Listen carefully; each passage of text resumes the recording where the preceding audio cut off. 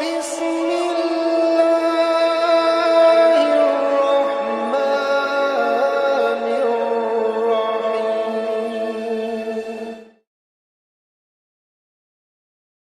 اعوذ باللہ من الشیطان الرجیم. بسم اللہ الرحمن الرحیم. اللہم زینی فیہ بالستر والعفاف واسترنی فیہ بلباس القنوع والکفاف واحملنی فیہ علی العدل والانصاف وآمنی فیہ من کل ما اخاف بعصمتک یا عصمت الخائفین.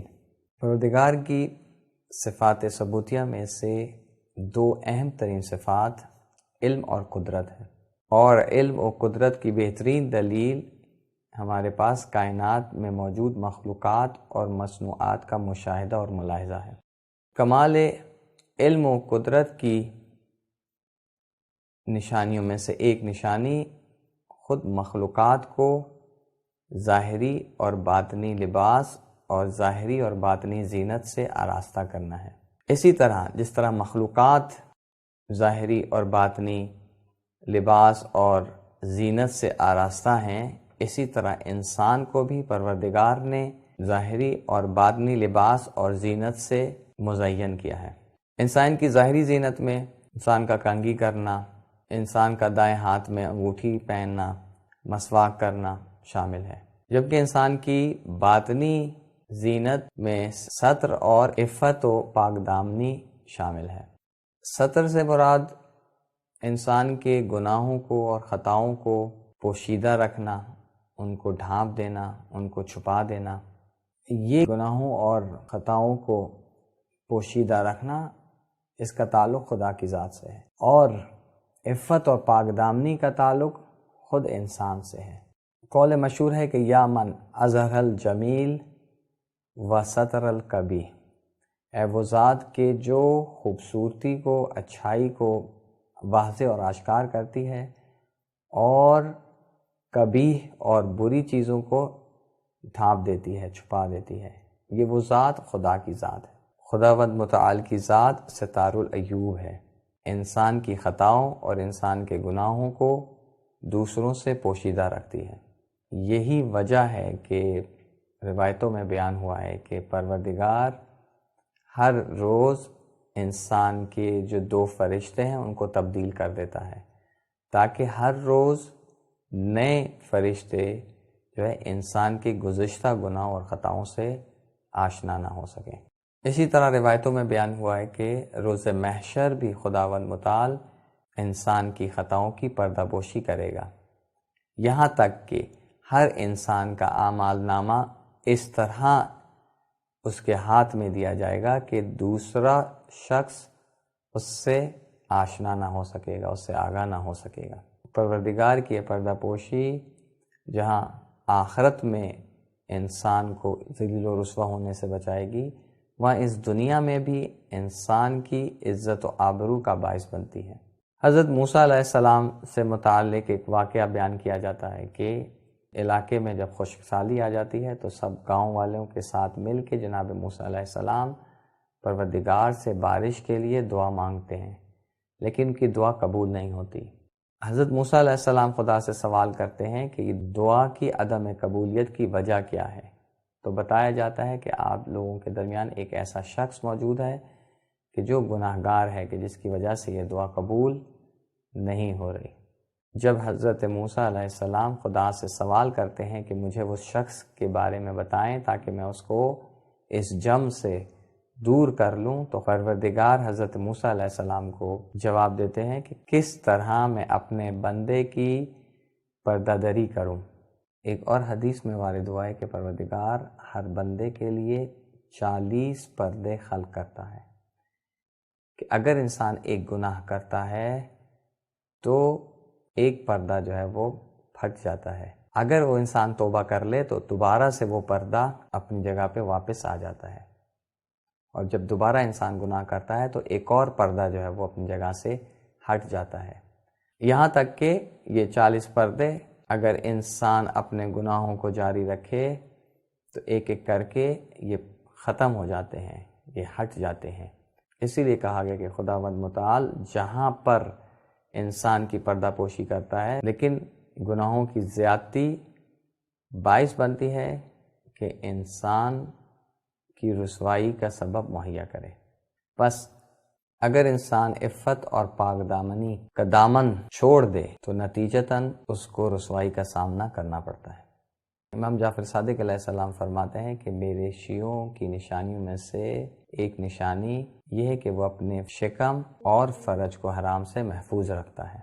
رسول خدا صلی اللہ علیہ وآلہ وسلم سے روایت بیان کی گئی ہے کہ 7 گروہ اور طائفے ایسے ہوں گے جو عرش الہی کے زیر سایہ موجود ہوں گے.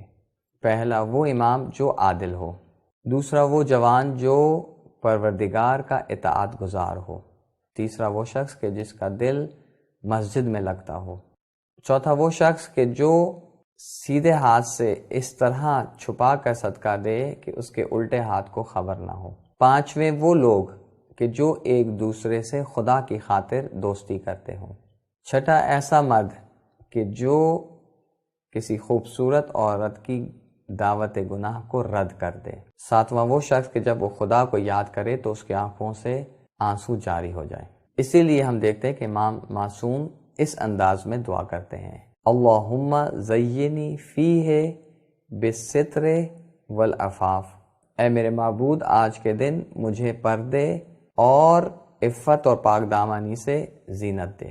جس طرح خداوند متعال نے انسان کو ظاہری اور باطنی زینت سے آراستہ کیا ہے، اسی طرح انسان کو ظاہری اور باطنی لباس سے بھی مزین کیا ہے. ظاہری لباس کہ جو انسان رنگ و برنگ لباس زیب تن کرتا ہے، یہ بھی خدا کی طرف سے ایک نعمت ہے. اور باطنی لباس قناعت اور کفایت ہے کہ جس کو کفاف کے نام سے روایتوں میں بیان کیا گیا ہے. قناعت کا تعلق خود انسان سے ہے اور کفایت کا تعلق پروردگار سے ہے. قناعت یعنی جو کچھ بھی انسان کے پاس ہے اس کو اس پر راضی ہو جانا، اور کفاف اور کفایت اتنی مقدار میں نعمتوں کا ہونا کہ جو انسان کے لیے کافی ہوں، جو انسان کے لیے زندگی گزارنے کے لیے کفایت کرتی ہوں. امیر المومنین علیہ السلام فرماتے ہیں کہ اپنے آپ کو قناعت کے لباس سے مزین کرو تاکہ طمع کی ذلت سے اپنے آپ کو بچا سکو. انسان اگر قناعت کو اپنا شیوا قرار نہیں دے گا تو ذلت اور رسوائی اس کا مقدر قرار پائے گی. کہتے ہیں کہ 2 بچے روٹی کھا رہے تھے. ایک بچے کے پاس سادی روٹی تھی اور دوسرے بچے کے پاس روٹی کے ساتھ شہد تھا. پہلے بچے کا دل للچایا اور اس نے دوسرے بچے سے شہد طلب کیا. تو دوسرے بچے نے جواب دیا کہ ایک شرط پہ میں تمہیں شہد دوں گا کہ تم کتوں کی طرح جو ہے وہ میرے پیچھے پیچھے چلو اور مجھ سے شہد طلب کرو. اب یہ بچہ کتے کا روپ دھار لیتا ہے اور اس شہد کو حاصل کرنے میں کامیاب ہو جاتا ہے. لیکن شہد تو اس نے حاصل کر لیا لیکن اپنی عزت کو اس نے گنوا دیا. اگر وہ قناعت سے کام لیتا تو اس ذلت و رسوائی سے بچ جاتا. بس انسان جب خدا کے دیے پر قناعت کرتا ہے تو عزت و آبرو کے ساتھ دوسروں کی مانند زندگی گزار سکتا ہے. البتہ قناعت اس وقت تک انسان کے لیے فائدہ مند ہے جب خدا کی طرف سے عطا کردہ نعمتیں کفایت کی حد تک اس کے پاس موجود ہوں، یعنی اتنی مقدار میں ہو کہ اس کے لیے زندگی گزارنا آسان ہو. اسی لیے ضعیف الایمان افراد کے لیے ضروری ہے کہ ان کو جو نعمتیں دی گئی ہیں وہ حد کفایت ہو. البتہ نعمتوں کی زیادتی بعض اوقات انسان کے لیے بدبختی کا باعث بن سکتی ہے. روایتوں میں ہے کہ ایک صحابی رسول جو پابندی کے ساتھ 5 وقت کی نماز جماعت کے ساتھ جناب رسول خدا کے پیچھے پڑھا کرتے تھے، جناب رسول خدا سے درخواست کرتے ہیں کہ میرے رزق کی وسعت کے لیے، کاروبار میں وسعت کے لیے دعا کیجیے. جناب رسول خدا صلی اللہ علیہ وسلم اس کے وسعت کاروبار کے لیے دعا نہیں کرنا چاہتے، لیکن اس کے اصرار پر جو ہے اس کے لیے دعا فرما دیتے ہیں. کچھ ہی عرصے کے بعد اس کے بھیڑ بکریوں میں اضافہ ہونا شروع ہو جاتا ہے، یہاں تک کہ اس میں اتنی برکت پڑتی ہے کہ وہ مجبور ہو جاتا ہے کہ مدینہ سے باہر ایک جگہ جو ہے وہ لے اور وہاں پہ وہ منتقل ہو جائے۔ یہی شخص کہ جو پہلے روزانہ 5 وقتوں کی نماز باجماعت جو ہے مسجد میں ادا کیا کرتا تھا، آہستہ آہستہ کاروبار کی وسعت کی بنا پر صرف جمعے کی نماز میں آنے لگا۔ کچھ عرصے کے بعد اس نے جمعے کی نماز میں شرکت کرنا بھی چھوڑ دی۔ ایک مدت کے بعد جب اس کا کاروبار کافی ترقی پا گیا تو جناب رسول خدا نے کچھ نمائندوں کو بھیجا تاکہ اس کے مال سے زکوٰۃ طلب کرے۔ جب رسول کے نمائندگان اس کے پاس آتے ہیں تو وہ ان کو زکوٰۃ دینے سے انکار کر دیتا ہے اور یوں منکر احکام الہی قرار پاتا ہے۔ یہاں پر معصوم یہ دعا کرتے ہوئے فرماتے ہیں کہ وَاسْتُرْنِي فِيهِ بِلِبَاسِ الْقُنُوعِ وَالْکَفَافِ، کہ اے پروردگار آج کے دن مجھے قناعت اور کفایت کے لباس سے ڈھانپ دے۔ انسان اپنی زندگی میں اگر کامیابی چاہتا ہے تو اس کو دوسروں کے ساتھ عدل و انصاف کے ساتھ پیش آنا چاہیے۔ امام جعفر صادق علیہ السلام فرماتے ہیں کہ 4 چیزوں کی بجا آوری سے انسان جنت میں اپنا گھر بنا سکتا ہے۔ پہلا، خدا کی راہ میں انفاق کرے لیکن بغیر کسی خوف اور ترس کے کہ وہ فقیر ہو جائے گا۔ دوسرا، سلام میں پہل کرنا۔ تیسرا، جدال کو ترک کرنا اگرچہ کہ وہ حق پر ہی کیوں نہ ہو۔ اور چوتھا، اپنی ذات سے دوسروں کو انصاف مہیا کرنا، اور یہ انصاف تمام کمالات کی چابی ہے۔ جی دوستان عزیز، انصاف تمام کمالات کا مصدر ہے۔ انسان اگر انصاف سے کام لے تو دوسروں کے اوپر ظلم و ستم سے اپنے آپ کو روک سکتا ہے۔ حضرت یوسف علیہ السلام کے واقعے میں ہم دیکھتے ہیں کہ جب زلیخا تمام دروازے بند کر دیتی ہے اور چاہتی ہے کہ حضرت یوسف علیہ السلام کو دعوت گناہ دے تو اس سے پہلے کمرے میں موجود بت کے اوپر پردہ ڈال دیتی ہے۔ حضرت یوسف علیہ السلام اس سے سوال کرتے ہیں کہ تم نے اس بت کے اوپر پردہ کیوں ڈالا؟ تو وہ جواب دیتی ہے کہ مجھے شرم آتی ہے کہ میں اس کے سامنے ایسے فعل کو انجام دوں۔ یہاں پر حضرت یوسف علیہ السلام جواب دیتے ہیں کہ یہ کہاں کا انصاف ہے کہ تو ایک بے شعور بت کے سامنے تو شرم و حیا کرے کہ میں اپنے خالق کے سامنے حیا نہ کروں جبکہ وہ حاضر و ناظر ہے۔ بس اے دوستان عزیز، انصاف سے کام لیں۔ اگر ہم ایک بچے کے سامنے گناہ انجام دینے سے اجتناب کرتے ہیں، اگر ہمیں پتہ چل جائے کہ کیمرے کی آنکھ ہمیں دیکھ رہی ہے تو ہم کوئی بھی غلط حرکت انجام دینے سے اجتناب کرتے ہیں، تو وہ رب کہ جو ہمارا خالق ہے اور ہر جگہ حاضر و ناظر ہے، تو کیا ہمیں اس سے شرم و حیا نہیں کھانی چاہیے اور اپنے آپ کو گناہوں سے بچانا نہیں چاہیے؟ یہاں پر پھر معصوم اس انداز میں دعا فرماتے ہیں کہ وَاحْمِلْنِي فِيهِ عَلَى الْعَدْلِ وَالْإِنصَافِ، اے میرے معبود آج کے دن مجھے عدل و انصاف پر آمادہ فرما۔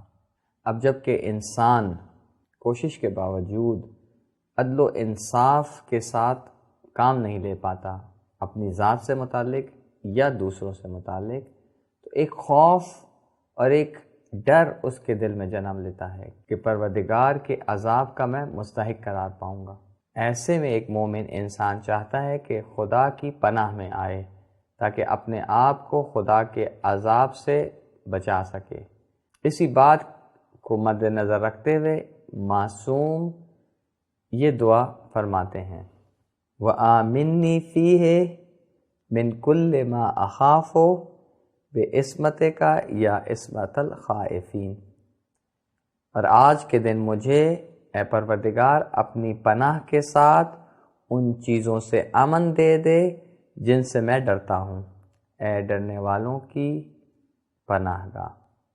والسلام علیکم ورحمۃ اللہ وبرکاتہ۔